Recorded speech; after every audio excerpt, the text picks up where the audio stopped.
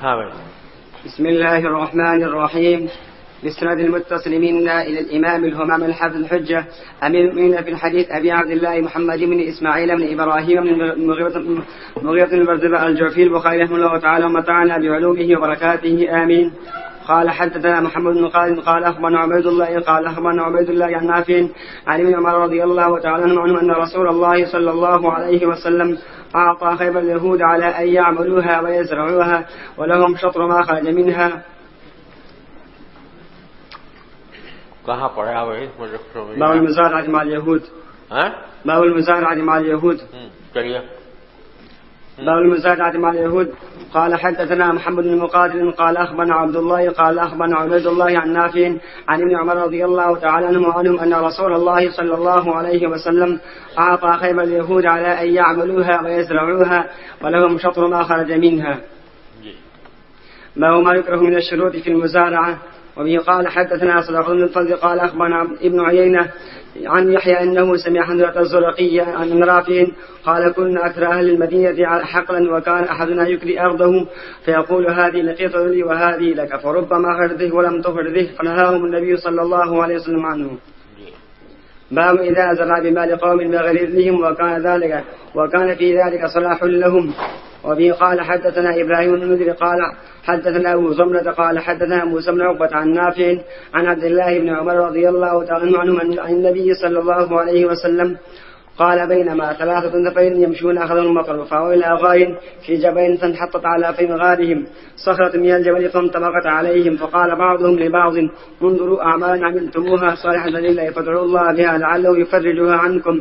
قال أحدهم اللهم إنه كان لي والدان شيخان كبيران ولي صبغة صغار كنت أرى عليهم فإذا رحت عليهم حلبت فبدأت بوالدي أسقيهما قبل بني وإني استأخرت ذات يوم ولم آت حتى أمسيت فوجدتهما نائمين فحلبت كما كنت أحلب فقمت عند رؤوسهما أكره أن أوقظهما وأكره أن أسقي الصبية والصبية يتزاغون عند قدمي حتى طلع الفجر فإن كنت تعلم أني فعلت ابتغاء وجهك فافرج لنا فرجة نرى منها السماء ففرج الله فراه السماء. وقال الآخر اللهم إنها كانت لي بنت عم أحببتها كأشد ما يحب الرجال النساء فطلبت منها فأبت حتى آتيها ب100 دينار فبغيت حتى جمعتها فلما وقعت بين رجليها قالت يا عبد الله اتق الله ولا تفتح الخاتم إلا بحقه فقمت فإن كنت تعلم أني فعلت ابتغاء وجهك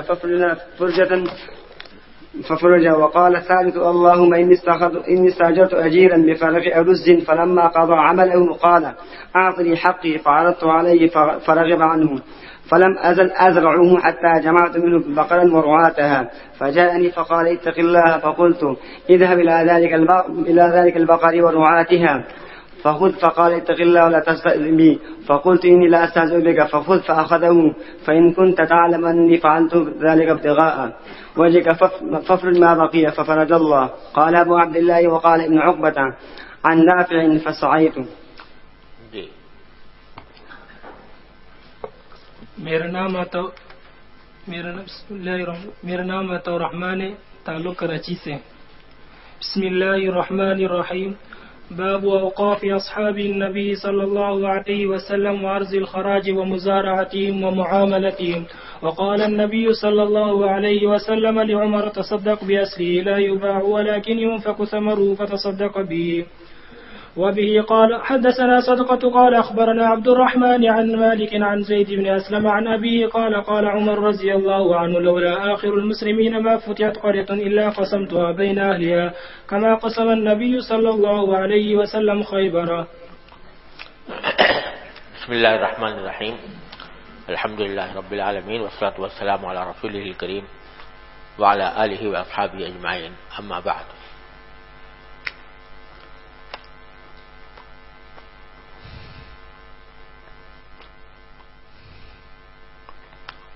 اس باب میں 2 باتیں امام بخاری رحمۃ اللہ علیہ نے بیان فرمائی ہیں. ایک تو صحابہ کرام نے اپنے زمانے میں کچھ زمینیں وقف فرمائی تھیں، ان کی طرف اشارہ مقصود ہے، اور اسی سلسلے میں حضرت عمر رضی اللہ تعالیٰ عنہ کی ایک زمین تھی سمغ کے مقام پر جو حضور اقدس صلی اللہ علیہ وسلم کے مشورے سے انہوں نے وقف کی تھی، اس کا ذکر کیا ہے پہلے. یہاں صرف اتنا ذکر کرنا مقصود ہے کہ حضرت عمر رضی اللہ تعالیٰ عنہ نے ایک زمین وقف کی تھی، اور نبی کریم صلی اللہ علیہ وسلم نے اس کے بارے میں فرمایا تھا کہ تصدق باصلہ لا یباع، کہ اس کے اصل کو صدقہ کر دو یعنی وقف کر دو اور پھر یہ کبھی بیچی نہیں جا سکے گی. ولکن ينفق ثمرہ، لیکن اس کا جو پھل آئے گا وہ موقوف علیہم پر خرچ ہوگا. اس وقت کے بارے میں تو یہاں صرف اتنی بات کرنا مقصود ہے. آگے وقت کے بارے میں خود مستقل کتاب قائم کریں گے امام بخاری، تو وہاں پر وقت کے مسائل کی تفصیل آئے گی. لیکن دوسرا مسئلہ اصل مقصود ہے، اور اس کے لیے حدیث مسندن روایت کی ہے. حضرت زید بن اسلم اپنے والد سے روایت کرتے ہیں کہ حضرت عمر نے فرمایا تھا کہ اگر آخر میں آنے والے مسلمان نہ ہوتے تو کوئی بستی فتح نہ کی جاتی مگر میں اس کو تقسیم کر دیتا اس کے اہل کے درمیان، یعنی مجاہدین کے درمیان، جس طرح نبی کریم صلی اللہ علیہ وسلم نے خیبر کو تقسیم کیا تھا. یہاں امام بخاری رحمۃ اللہ علیہ نے حضرت عمر کا یہ قول بہت اختصار کے ساتھ نقل کیا ہے. اس کا پورا پس منظر یہ ہے کہ نبی کریم صلی اللہ علیہ وسلم کے عہد مبارک میں یہ طریقہ تھا کہ جو زمینیں بھی فتح ہوتی تھیں، جو بستیاں فتح ہوتی تھیں جہاد کے دوران، تو وہ مجاہدین کے درمیان تقسیم کی جاتی تھی. جیسے مال غنیمت تقسیم ہوتا تھا اسی طرح زمینیں بھی تقسیم ہوتی تھیں. جیسے کہ خیبر میں ہوا کہ خیبر جب فتح ہوا تو خیبر کی ساری زمینیں مجاہدین خیبر کے درمیان تقسیم کی گئی. حضرت صدیق اکبر رضی اللہ عنہ کے عہد مبارک میں بھی یہی طریقہ رہا کہ وہاں پر جو زمینیں فتح ہوئیں وہ مجاہدین کے درمیان تقسیم کر دی گئی. حضرت عمر رضی اللہ تعالیٰ عنہ کے زمانے میں فتوحات کا دائرہ بہت بڑھ گیا. عراق کی زمینیں قبضے میں آئیں، شام کی زمینیں قبضے میں آئیں، اور عراق اور شام کے درمیان کا جو علاقہ ہے وہ سواد کہلاتا تھا. تو وہ سواد کی زمینیں بھی مسلمانوں کے تصرف میں آئیں. تو اس وقت بعض صحابہ کرام کی رائے یہ تھی کہ اب تک جس طرح عمل ہوتا رہا ہے نبی کریم صلی اللہ علیہ وسلم کے عہد مبارک میں بھی اور حضرت صدیق اکبر رضی اللہ عنہ کے عہد مبارک میں بھی کہ مفتوحہ زمینیں مجاہدین کے درمیان تقسیم کر دی جاتی تھیں، تو اسی طرح یہ زمینیں بھی عراق اور شام کی زمینیں بھی مجاہدین کے درمیان تقسیم کر دی جائیں اور وہ اس کے مالک بن جائیں. لیکن حضرت فاروق اعظم رضی اللہ تعالیٰ عنہ کی دور رس نگاہیں یہ دیکھ رہی تھی کہ اگر اسی طرح سلسلہ جاری رہا کہ جب بھی زمینیں فتح ہوئیں تو وہ مجاہدین کے درمیان تقسیم ہو گئی، اور مجاہدین کم و بیش ایک ہی جیسے تھے، تو مجاہدین کے پاس تو زمینیں بہت آ جائیں گی، وہ بہت سی زمینوں کے مالک بن جائیں گے، اور بعد میں آنے والے جو لوگ ہیں ان کے لیے کوئی زمین بچے گی نہیں. تو اس لیے حضرت فاروق اعظم رضی اللہ تعالیٰ عنہ نے یہ سوچا کہ اگر یہ سلسلہ جاری رکھا گیا تو آنے والے مسلمانوں کے لیے بڑی دشواریاں پیدا ہو جائیں گی. اور ساتھ ہی انہوں نے یہ بھی دیکھا کہ قرآن کریم میں جہاں فے کا ذکر ہے سورہ حشر میں ہے غالباً، ما افاء اللہ علی رسولہ، پڑھو ذرا. اعوذ باللہ من الشیطان الرجیم ما أفاء الله على رسوله من أهل القرى فلله وللرسول ولذي القربى واليتامى والمساكين وابن السبيل كي لا يكون دولة بين الأغنياء منكم وما آتاكم الرسول فخذوه وما نهاكم عنه فانتهوا واتقوا الله إن الله شديد العقاب. آگے پڑھو. للفقراء المهاجرين الذين أخرجوا. پہلے فرمایا ما أفاء الله على رسوله فلله وللرسول وذي القربى واليتامى والمساكين إلى آخره. پھر فرمایا کہ للفقراء المهاجرين. ہاں للفقراء المهاجرين الذين أخرجوا من ديارهم وأموالهم يبتغون فضلا من الله ورضوانا. اس سے معلوم ہوا کہ مہاجرین کا حق ہے اس فے کے اندر. آگے وينصرون الله ورسوله أولئك هم الصادقون والذين تبوأوا الدار والإيمان من قبلهم يحبون من هاجر إليهم. کون مراد ہے؟ انصار. کہ انصار کا بھی حق ہے اس میں. ہاں من قبلهم يحبون من هاجر إليهم ولا يجدون في صدورهم حاجة مما أوتوا ويؤثرون على أنفسهم ولو كان بهم خصاصة ومن يوق شح نفسه فأولئك هم المفلحون. والذين جاءوا من بعدهم آگے يقولون ربنا اغفر لنا ولإخوان. تو والذین جاءوا من بعدهم یعنی مہاجرین اور انصار کے بعد جو لوگ آنے والے ہیں ان کا بھی ذکر اللہ تعالیٰ نے اس سیاق میں فرمایا ہے کہ فے کے حقدار وہ بھی ہیں جو آنے والے ہیں. تو حضرت فاروق اعظم رضی اللہ عنہ نے یہ سوچا کہ اگر یہ موجودہ مہاجرین اور مجاہدین کے درمیان تقسیم ہوتی رہی تو آنے والوں کے لیے کوئی زمین بچے گی نہیں. تو اس لیے حضرت فاروق اعظم کو یہ زمینیں مجاہدین کے درمیان تقسیم کرنے میں تردد تھا. اس غرض کے لیے حضرت فاروق اعظم رضی اللہ عنہ نے پھر صحابہ کرام کی ایک مجلس مشاورت منعقد فرمائی کہ جس میں یہ مسئلہ سامنے رکھا. اور اس میں بعض حضرات ایسے تھے جو اس بات کے قائل تھے کہ نہیں وہی پرانا طریقہ جاری رہنا چاہیے. حضرت عبد الرحمن بن عوف رضی اللہ عنہ اسی میں داخل تھے. لیکن حضرت فاروق اعظم رضی اللہ عنہ نے اس موقع پر ایک بہت مفصل تقریر فرمائی. یہ جملہ اس تقریر کا ایک حصہ ہے. وہ تقریر امام ابو یوسف رحمۃ اللہ علیہ نے کتاب الخراج کے اندر تفصیل کے ساتھ روایت کی ہے. اس تقریر میں حضرت فاروق اعظم رضی اللہ عنہ نے بنیادی بات جو فرمائی وہ یہ ہے جو یہاں پر امام بخاری نے چھوٹی سی جملہ روایت کر دیا ہے کہ اگر آخر میں آنے والے مسلمان نہ ہوتے تو میں جتنی بھی بستیاں تھیں وہ ساری کی ساری فتح ہونے والی وہ سب میں مسلمانوں کے درمیان تقسیم کر دیتا مجاہدین کے درمیان. لیکن مجھے اندیشہ ہے کہ اس طرح ساری زمینیں ختم ہو جائیں گی, آنے والوں کے لیے کچھ نہیں بچے گا. لہذا حضرت فاروق اعظم رضی اللہ عنہ نے پھر صحابہ کرام کے مشورے سے یہ طریقہ طے کیا کہ زمینیں تقسیم نہیں کی بلکہ جو ان کے پرانے مالکان تھے انہی کو ان زمینوں پر برقرار رکھا اور برقرار رکھ کر پھر ان کے اوپر خراج لگا دیا, خراج عائد کر دیا.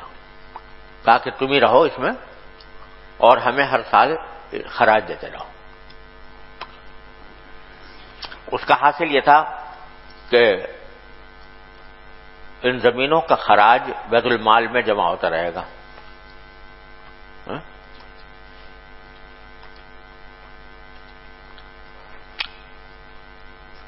خراج بیت المال میں جمع ہوگا, بیت المال میں سارے مسلمانوں کا حق ہے. تو اس طرح سارے اگر فرض کرو مجاہدین میں تقسیم کر دی جاتی اور پھر وہ مجاہدین بھی ان مالکان کے ساتھ وہی معاملہ کرتے جو خیبر کے مالکان کے ساتھ کیا گیا تھا, تو کیا ہوتا کہ زمینیں مجاہدین کی ہوتی اور اس کی جو آمدنی ہے مزارات پر فرض کرو اگر دیتے یا کرائے پر دیتے تو جو اس کی آمدنی ہے وہ کہاں جاتی؟ مجاہدین کے پاس آتی. لیکن اب جو ہے وہ بیت المال میں جائے گی اور بیت المال میں جائے گی تو بیت المال کے اندر سارے مسلمانوں کا حق ہے. آنے والے مسلمان بھی اس سے فائدہ اٹھائیں گے. جو نسلیں بڑھتی جائیں گی ان کا خراج آتا جائے گا, بیت المال کے اندر جمع ہوتا جائے گا اور بیت المال کے ذریعے پھر وہ سارے آنے والے لوگوں کے میں تقسیم ہوگا. سمجھے نا, یا تقسیم ہوگا یا ان کے مصلحت کے لیے استعمال ہوگا, سمجھے نا.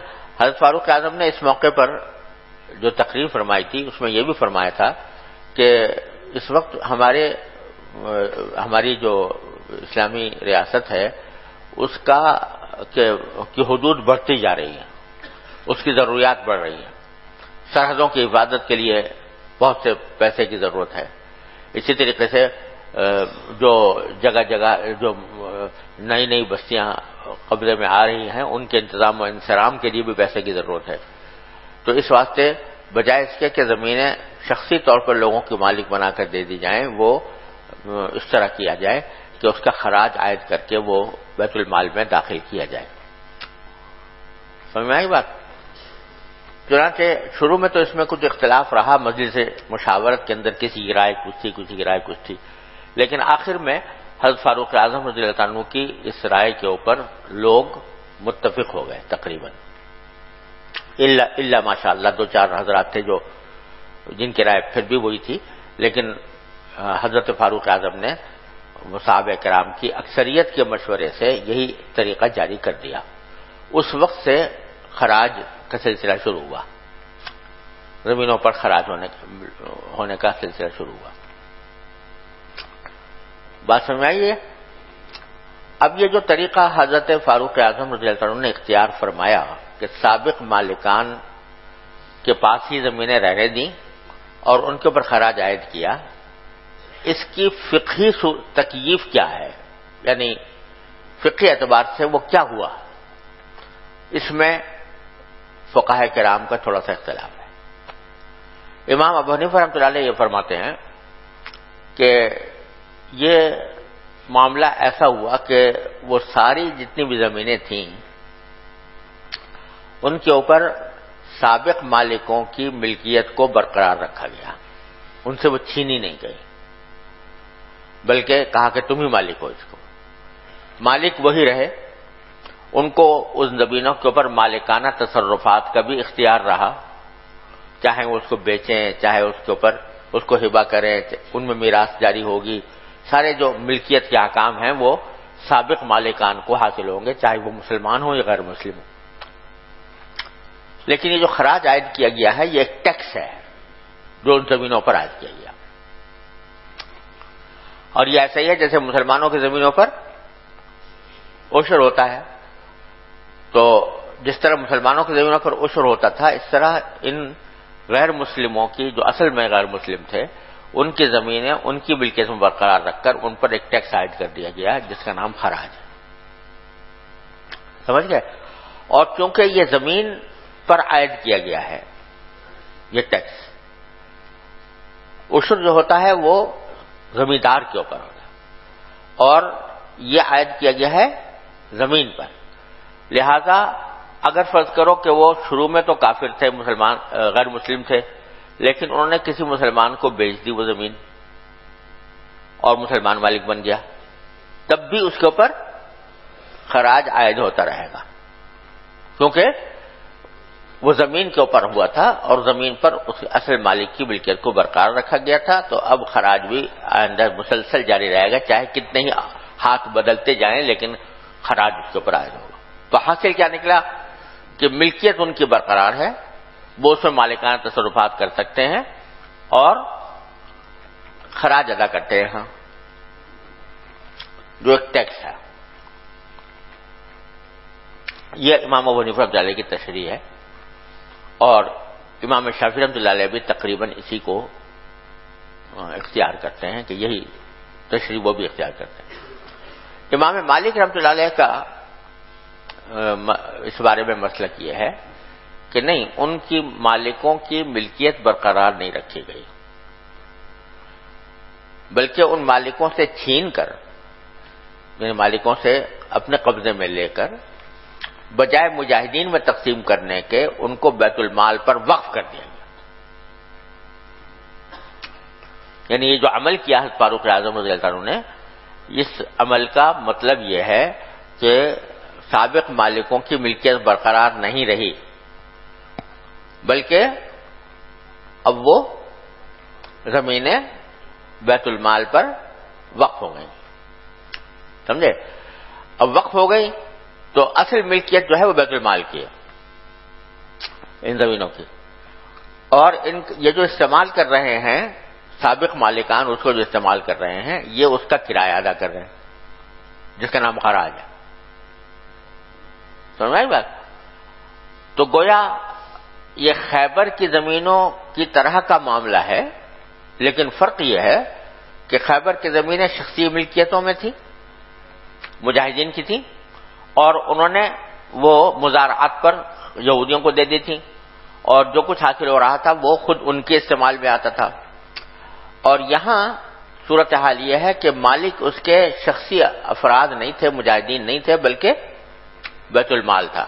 اور بیت المال نے وہ زمینیں سابق مالکان کو مزارعات پر دے دی تھیں، یا اس کو کہتے ہو کہ کرائے پر دے دی تھیں، اور وہ جو خراج آ رہا تھا وہ در حقیقت ان زمینوں کا کرایہ تھا وہ جو ادا کر رہے تھے. یہ تشریح امام مالک رحمۃ اللہ نے فرمائی. ارے سمجھ رہے ہو؟ ایسا لگتا ہے کہ امام بخاری رحمۃ اللہ علیہ نے امام مالک کی تشریح کو ترجیح دی ہے کہ یہ زمینیں وقف کر دی گئی تھی بیت المال پر، اسی لیے یہاں اس باب میں اوقاف کا ذکر کیا ہے، حالانکہ اس کا بظاہر اس واقعے سے اور کوئی تعلق اوقاف کا نہیں ہے، لیکن اسی وجہ سے باب اوقاف اصحاب النبی صلی اللہ علیہ وسلم و ارض الخراج، اوقاف کا ذکر اور ارض خراج کا ذکر ایک ساتھ کیا. وہ معاملتہم و مزارعتہم و معاملتہم، سمجھے نا؟ اور وقف کی مشروعیت کو بیان کرنے کے لیے پھر حضرت عمر کا قول نقل کیا ہے کہ حضرت عمر سے نبی کریم صلی اللہ علیہ وسلم نے فرمایا تھا کہ تصدق باصلہ لا یباع ولکن ينفق ثمرہ فتصدق به. اس کے بعد پھر وہ یہ حدیث روایت کی ہے کہ حضرت عمر نے یہ فرمایا کہ لولا آخر المسلمین ما فتحت قریۃ الا قسمتها بین اہلها کما قسم النبی صلی اللہ علیہ وسلم خیبر. تو اوقاف کے ترجمہ الباب میں اوقاف کا ذکر کر کے بظاہر امام بخاری امام مالک کی تائید کرنا چاہتے ہیں کہ حضرت فاروق اعظم نے جو عمل کیا تھا وہ یہ تھا کہ ان زمینوں کو بیت المال پر وقف کر دیا تھا، اور جو کچھ خراج مل رہا تھا وہ ان زمینوں کا کرایہ تھا جو بیت المال کے پاس آ رہا تھا. ارے سمجھ گئے ہو؟ جی.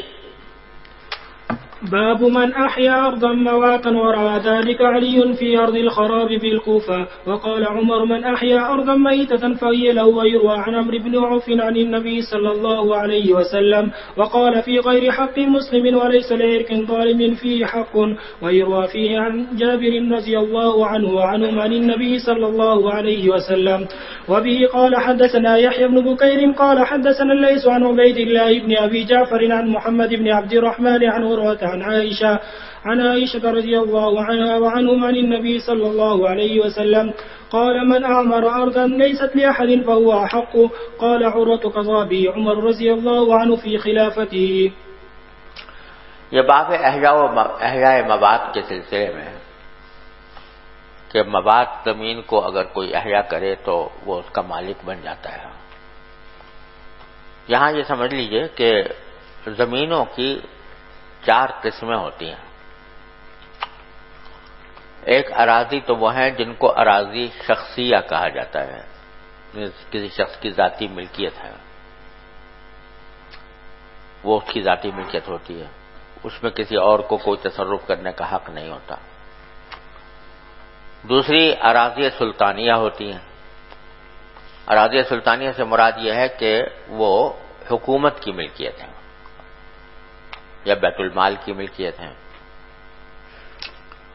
مثلا یہ کہ کسی خالی جگہ کو بیت المال کی طرف سے خرچہ کر کے اس کو آباد کر لیا حکومت نے تو وہ اراضی سلطانیہ بن گئی. یا یہ کہ کسی سے خرید لی حکومت نے تو وہ اراضی سلطانیہ بن گئی. سمجھے نا؟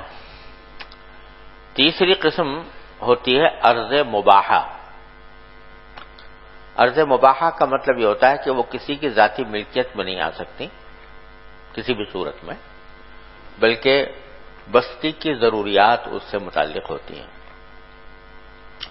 مثلا کسی بستی کے پاس قریب میں کوئی چراگاہ ہے جہاں پر اس کے جانور چرتے ہیں، یا کوئی چھوٹا سا جنگل ہے جس سے لوگ لکڑیاں وکڑیاں لے کر اپنے ایندھن کے طور پر استعمال کرتے ہیں، تو یہ کہلاتی ہیں اراضی مباحہ۔ یہ ہر بستی کے ساتھ کچھ زمین ایسی ہوتی ہے جو مباح عام ہوتی ہے، نہ اس زمین کو کوئی شخص اپنی ذاتی ملکیت میں لے سکتا ہے، نہ اس کو آباد کر کے اس کا مالک بن سکتا ہے۔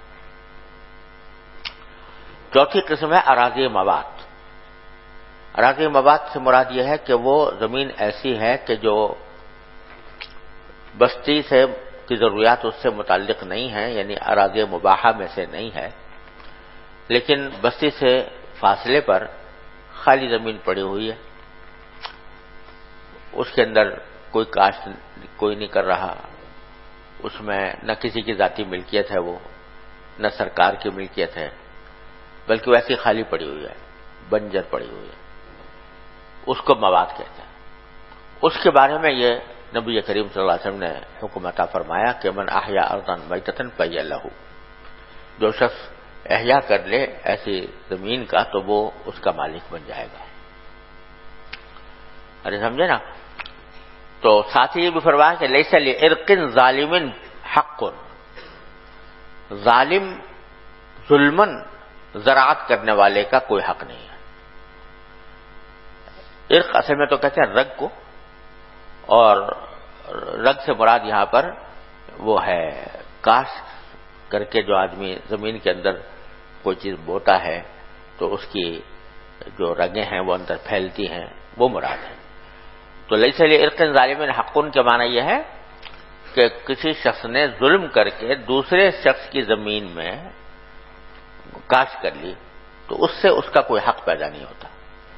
یعنی یہ جو فرمایا تھا نا کہ من احیا ارضا میتۃ فہی لہ، مردار یا بنجر زمین کو جو شخص احیا کرے گا وہ اس کی مالک بن جائے گا، اس سے کسی کو یہ خیال ہو سکتا تھا کہ جو کسی کی مملوک زمین وہ اگر بنجر پڑی ہوئی ہے اور کوئی دوسرا جا کے اس کو کاشت کر لیتا ہے تو وہ بھی اس کا مالک بن جائے گا۔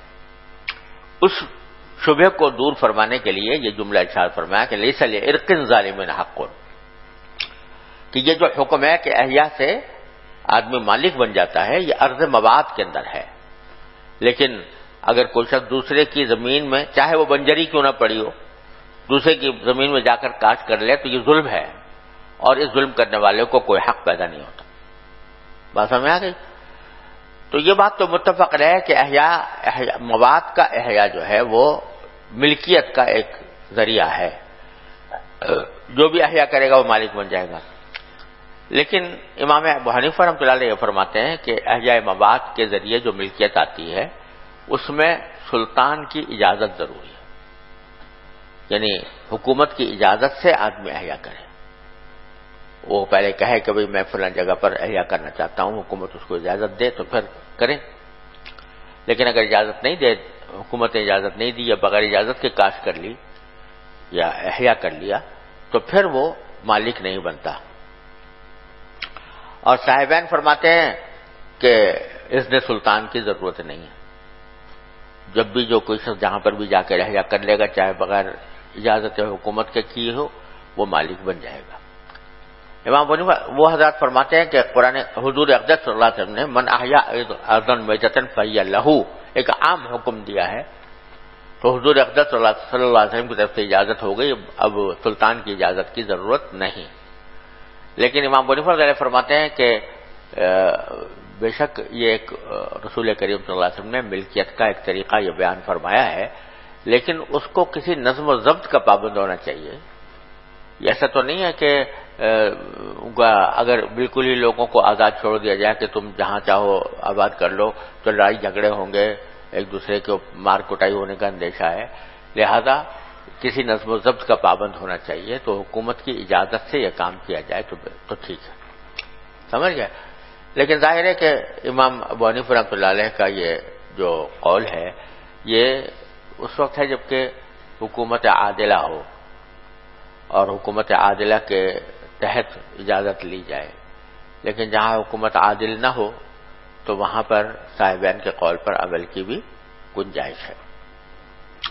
تو یہاں فرما رہے ہیں کہ من احیا ارضا مواطن ورعا ذلک علی فی ارض الخراب بالکوفہ. حضرت علی نے یہی رائے تھی حضرت علی کی کوفے کی ویران زمینوں کے بارے میں.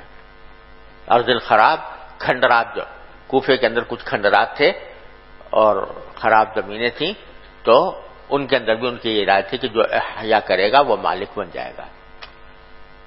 اور وقال عمر، حضرت عمر نے فرمایا من احیا ارضا میتۃ فہی لہ. ویروی عن عمرو بن عوف رضی اللہ عنہ عن النبی صلی اللہ علیہ وسلم وقال فی غیر حق مسلم. حضرت عمرو بن عوف نے یہی جملہ نبی کریم صلی اللہ علیہ وسلم سے بھی روایت کیا ہے، لیکن اس میں اتنا اضافہ ہے کہ فی غیر حق مسلم، یعنی احیا جو کرے وہ کسی مسلمان کے حق میں نہ کرے، کسی مسلمان کی اپنی زمین مملوکہ زمین میں نہ کرے بلکہ مواد زمین میں کرے. ولیس لعرق ظالم فیہ حق ویروی فیہ عن جابر رضی اللہ عنہ عن النبی صلی اللہ علیہ وسلم. اور اگلی حدیث حضرت عائشہ کی روایت کی ہے رضی اللہ عنہ کہ حضور نے فرمایا کہ من اعمر ارضا لیست لاحد، جو کوئی ایسی زمین آباد کرے جو کسی کی ملکیت میں نہیں ہے فہو حق، تو وہ اس کا زیادہ حقدار ہے، یعنی اس کا مالک بنے گا. جی. باب وبه قال حدثنا قتيبة قال حدثنا إسماعيل بن جعفر عن موسى بن عقبة عن سالم بن عبد الله بن عمر عن أبي رضي الله عنه أن النبي صلى الله عليه وسلم أري وهو في معرسه بذي الحليفة في بطن الوادي فقيل له إنك ببطحاء مباركة فقال موسى وقد ألاخ بنا سالم بالبناخ الذي كان عبد الله رضي الله عنه وعنهم ينيخ به يتحرى معرس رسول الله صلى الله عليه وسلم وهو أسفل من المسجد الذي ببطن الوادي بينه وبين الطريق وسط من ذلك. وبه قال حدثنا إسحاق بن إبراهيم قال أخبرنا شعيب بن إسحاق عن الأوزاعي قال حدثني يحيى عن كرمة عن ابن عباس عن عمر رضي الله عنه وعنهم عن النبي صلى الله عليه وسلم قال الليلة أتاني آت بربي وهو بالعقيق أن صلي في هذا الوادي المبارك وقال عمرة في حجة.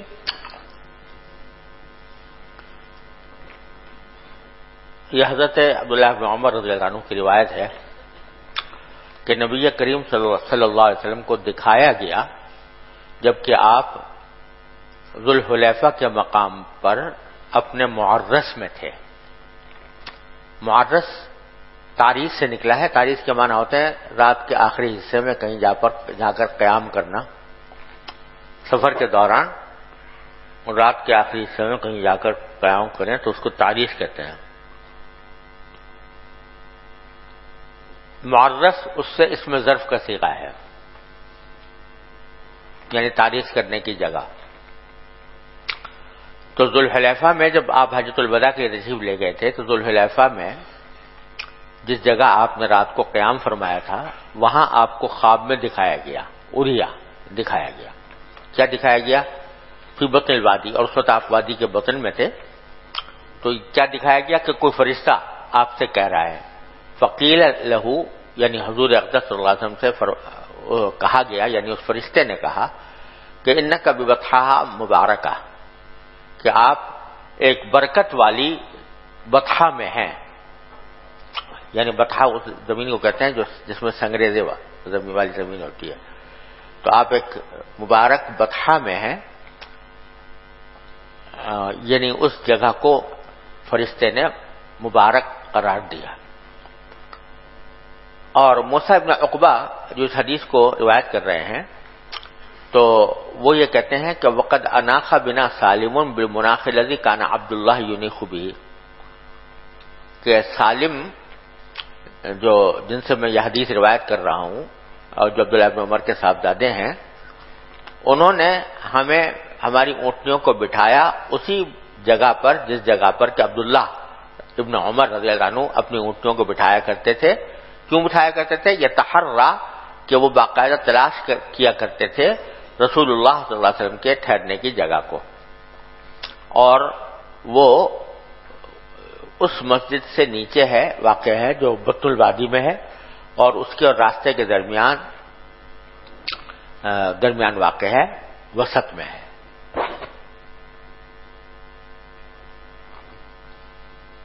اس حدیث کو یہاں لانے کا تفصیل اس کی تو کتاب الحج میں آئے گی، لیکن یہاں پر لانے کا جو مقصود ہے امام بخاری کا وہ یہ ہے کہ ذوالحلیفہ میں نبی کریم صلی اللہ علیہ وسلم نے جا کر قیام فرمایا. فرشتے نے یہ بتایا کہ یہ بطحہ مبارکہ ہے. تو ذوالحلیفہ کی وہ جگہ جہاں رسول کریم صلی اللہ علیہ وسلم نے قیام فرمایا تھا، اور حضرت عبداللہ بن عمر بھی اہتمام کر کے وہیں جا کر قیام کرتے تھے، پھر ان کے بیٹے سالم نے بھی وہیں پر خاص طور پر قیام کیا. تو یہ جگہ مباح تھی، اراضی مباحہ میں تھی. تو یہاں وہ اراضی مباحہ کا حکم بیان کرنا چاہتے ہیں کہ اراضی مباحہ میں سے تھی، لہذا اس پر احیاء مواد کا حکم صادق نہیں آتا. یعنی کہ وہ جا کے ذوالحلیفہ میں احیا کر لے اور وہاں کاج شروع کر دے یا عمارت بنا لے اور کہہ دے میں مالک بن گیا اس کا.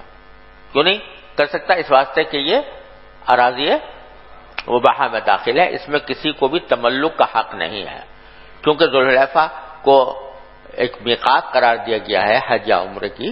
تو اس واسطے کسی کے لیے بھی جائز نہیں ہے کہ اس کو اپنا ذاتی ملکیت بنائے، وہ مباح عام ہے. تو اس حدیث کو لانے کا مقصد منشا صرف یہ ہے. جی. باب اذا قال رب الارض يقرك ما قرك الله ولم يذكر اجلا معلوما. ایک حدیث رہ گئی، پڑھ لیا ہاں پڑھ لیا حدثنا اسحاق بن ابراہیم. پڑھ لیا. اچھا، اس میں یہ بھی ہے کہ وادی عقیق تھی وہ، اور اس میں فرشتے نے یہ بھی کہا تھا کہ صلی فی ھذا الوادی المبارک وقال عمرۃ فی حجۃ، اور یہ کہا تھا کہ یہاں سے تم آپ تلبیہ پڑھیں اور تلبیہ کے اندر عمرے اور حج دونوں کی نیت کریں. عمرۃ فی حجۃ، یہ حنفیہ کی بالکل صریح دلیل ہے اس بات کے اوپر کہ نبی کریم صلی اللہ علیہ وسلم نے قران فرمایا تھا، کیونکہ فرشتے نے ان کو حکم دیا عمرۃ فی حجۃ کہنے کا، اور عمرہ اور حج دونوں کو ایک ساتھ ملانا ہی قران ہوتا ہے. جی. باب اذا قال رب الارض يقرك ما قرك الله ولم يذكر اجلا معلوما فهما على تراضيهما. وبه یہ مسئلہ بیان کرنا چاہ رہے ہیں کہ اگر کوئی زمیندار کسی مضارع سے یہ کہے کہ میں تم کو اس پر برقرار رکھوں گا جب تک بھی اللہ نے چاہا، اور کوئی مدت مقرر نہیں کی، تو وہ اپنی رضامندی کے مطابق جب تک دونوں رضامند رہیں گے اس وقت تک وہ مضارعات کا معاملہ چلتا رہے گا. چنانچہ یہود خیبر سے یہی کہا گیا تھا. لیکن میں نے عرض کیا تھا پہلے بھی شاید یہ مسئلہ عرض کر چکا ہوں کہ ہر سال اس معاہدے کی تجدید ہوتی تھی ہر فصل کے بعد. تو وہ تجدید یا زبانی ہوتی تھی یا اقتضاءً ہوتی تھی.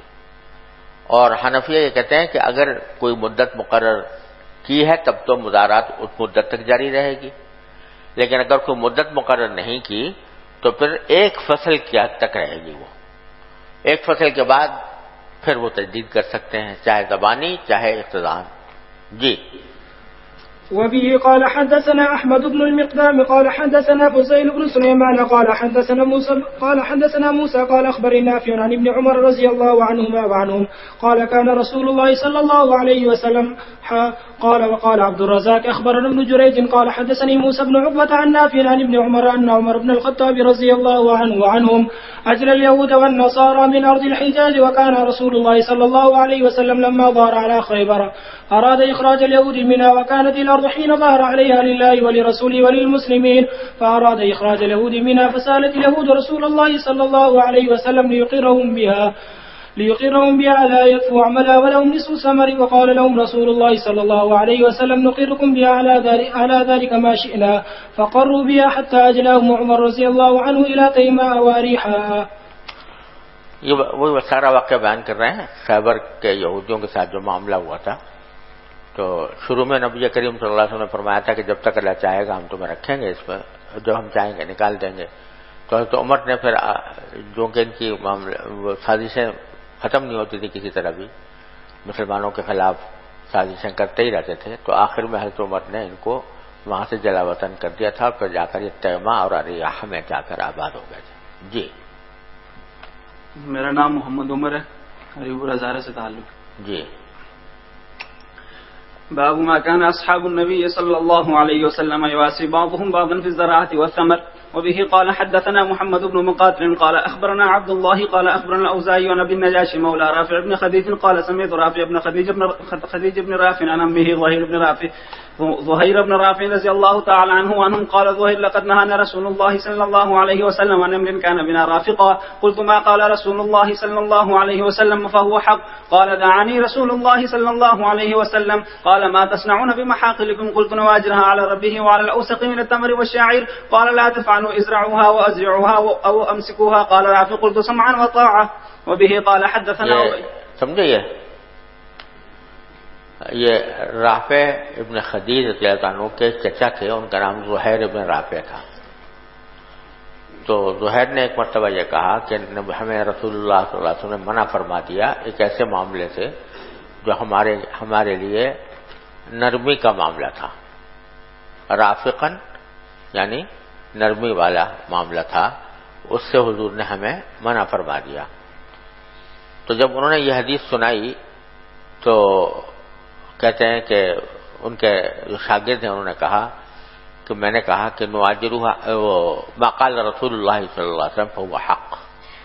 حضور نے جو کچھ بھی فرمایا ہوگا وہ بحق ہوگا، چاہے آپ کو یہ معلوم ہو رہا ہو کہ نرمی کے معاملے کو روک دیا، لیکن آپ کا فرمانا ہی برحق ہے.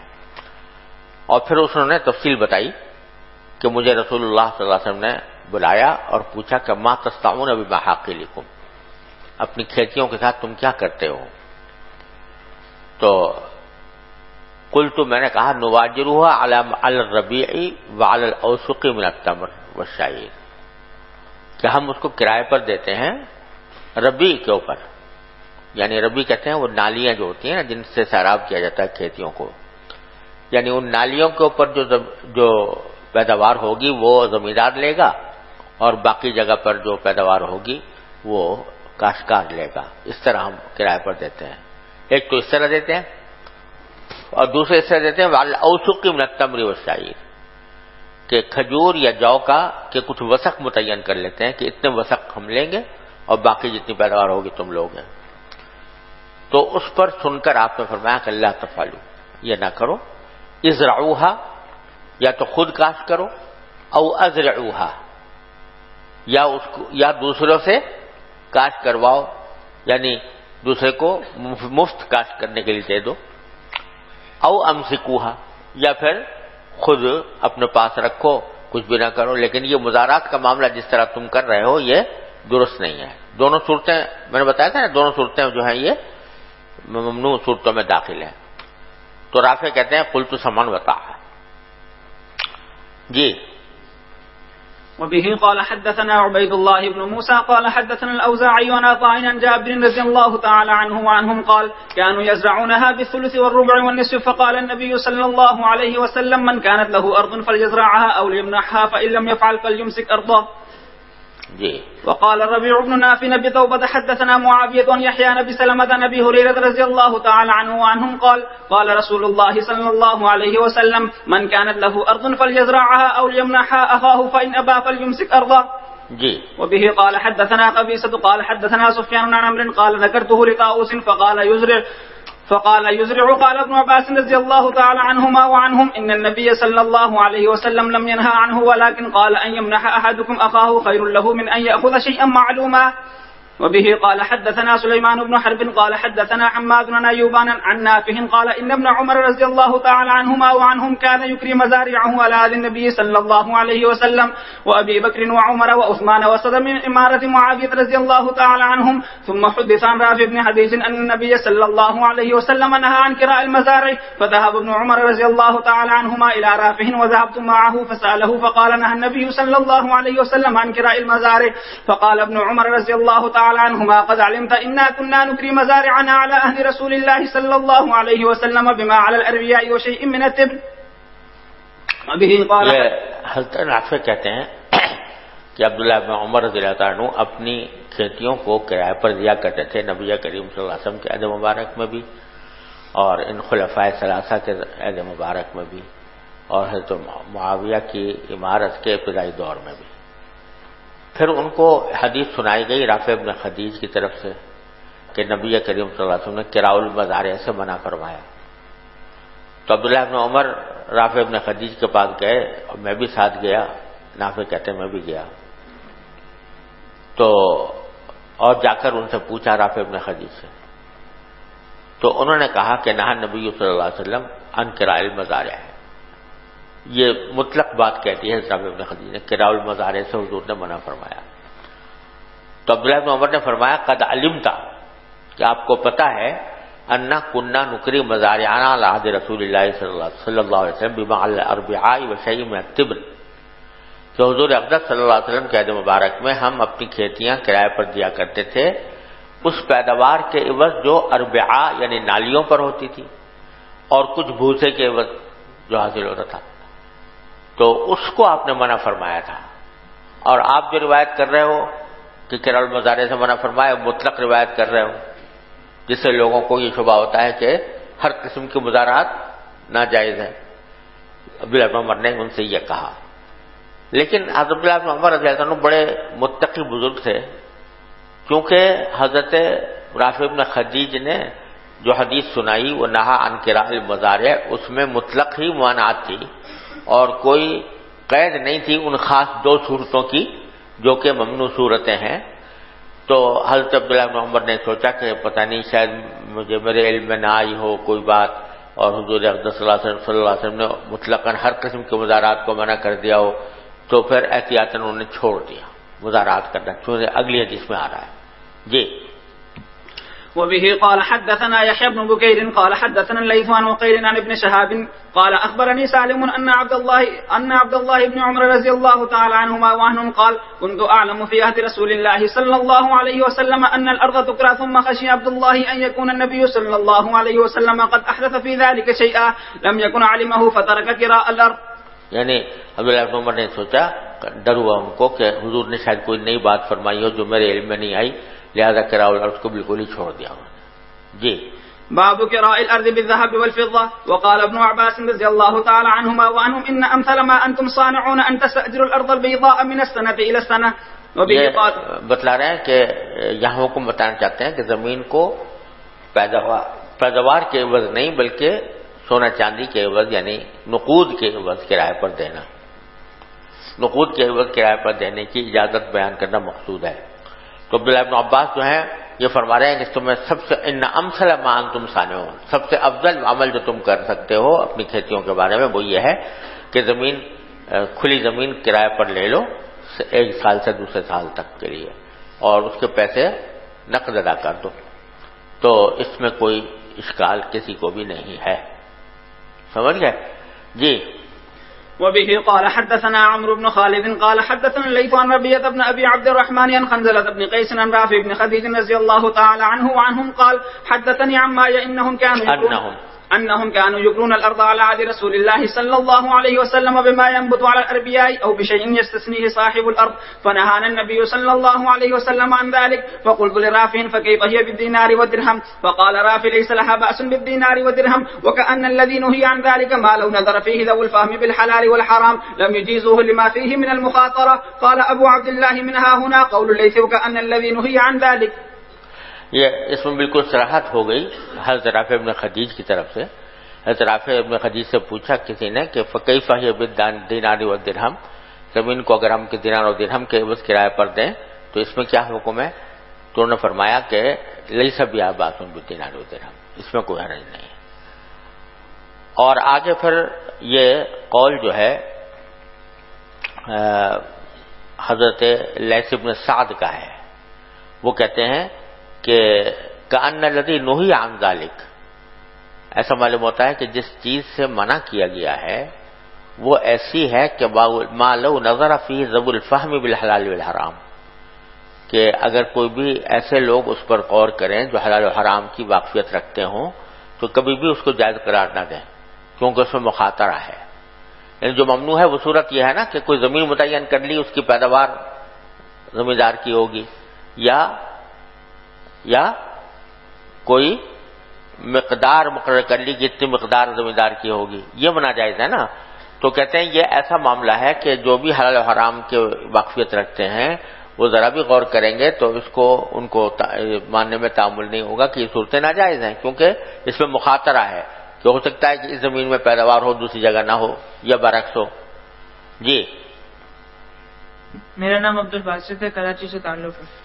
باب وبه قال حدثنا محمد بن سنان قال حدثنا فليح قال حدثنا هلال قال حدثني عبد الله بن محمد قال حدثنا ابو عامر قال حدثنا فليح عن هلال بن علي عن طائب بن يسار عن ابي هريره رضي الله تعالى عنه وعنهم ان النبي صلى الله عليه وسلم كان يوم خیر گھنٹہ ہو گیا، میں نے دیکھا نہیں کل پڑھا.